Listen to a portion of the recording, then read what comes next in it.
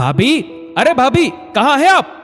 Main gate का दरवाजा जोर से खोलते हुए बाहर से ही तेज आवाज में अनिल जी अपनी भाभी को आवाज लगाने लगे।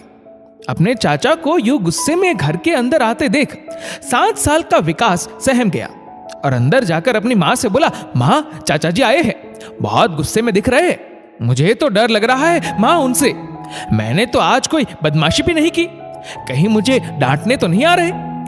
विकास अपनी माँ से ये बोल ही रहा था, तभी वहां पर उसके चाचा जी आ जाते हैं और अपनी भाभी से बोलते हैं, वाह भाभी वाह, भैया को गुजरे हुए अभी 2 महीने भी पूरे नहीं हुए और आपकी लाडली बेटी पायल उनका ऑटो भरे बाजार में सवारियां लेकर चला रही है। अरे थोड़ी तो शर्म करो, घर की जवान बेटी रात के 10 बजे तक ऑटो चला रही है। अरे आपको कोई ऊंच नीच का डर है भी या नहीं? अपने बाप के जाने का गम नहीं है आपकी बेटी को? बड़ी बेशर्मी से मर्द वाले कपड़े पहनकर बड़ी शान से ऑटो चलाए फिर रही है।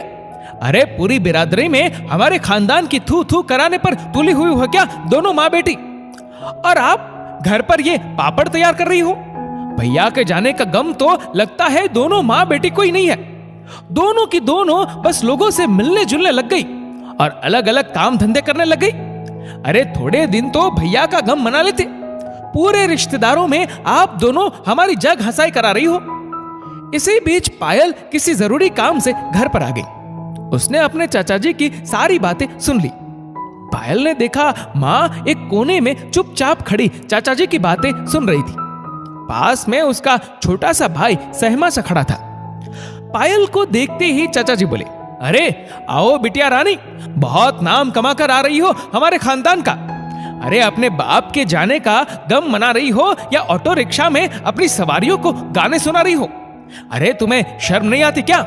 ऐसे मर्दों के जैसे कपड़े पहनकर रात के 10-10 बजे तक ऑटो चलाते हो। पायल ने अपने चाचा जी को घुरती हुई आंखों से देखा और बोली, अपने पिता के जाने का गम है चाचा जी, पर उस गम से अपने भाई और माँ को खाना नहीं खिला सकती। माँ के किडनी के इलाज के लिए दवाइयाँ चाहिए, विकास की स्कूल फीस चाहिए। माँ अपने सुहाग का और हम दोनों बच्चे अपने पिता के जाने का गम मनाते रहेंगे, उनको याद करते रहेंगे, पर हमारी आर्थिक जरूरतों की मदद के लिए कोई भी रिश्तेदार आगे नहीं आएगा। चाचा जी, आप किस मुंह से बात कर रहे हो? पापा के जाने के बाद इन 2 महीनों में आप आज सिर्फ हमको ये खरी खोटी सुनाने आए हो। अरे एक बार संभालने तो आते, पर आपने तो एक बार ये भी जानने की कोशिश नहीं की कि हम अपना गुजारा कैसे कर रहे हैं। पापा ऑटो चलाते थे, उनकी कोई सरकारी नौकरी नहीं थी जो हमें पेंशन आती होगी उनकी। पापा के उस ऑटो से हमारा गुजारा होता था। पापा के जाने के बाद ऑटो बंद हो गया तो घर में पैसे आने भी बंद हो गए।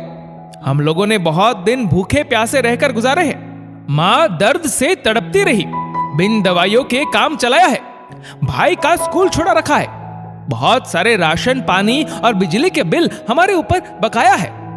आप आते चाचा जी और संभालते हमारा घर, तो हम लोगों को यह सब करने की जरूरत ही नहीं पड़ती।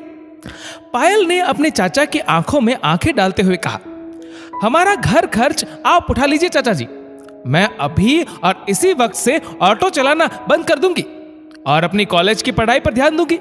क्या चलाएंगे आप हमारा घर खर्च? देंगे हमें हर महीने पैसे?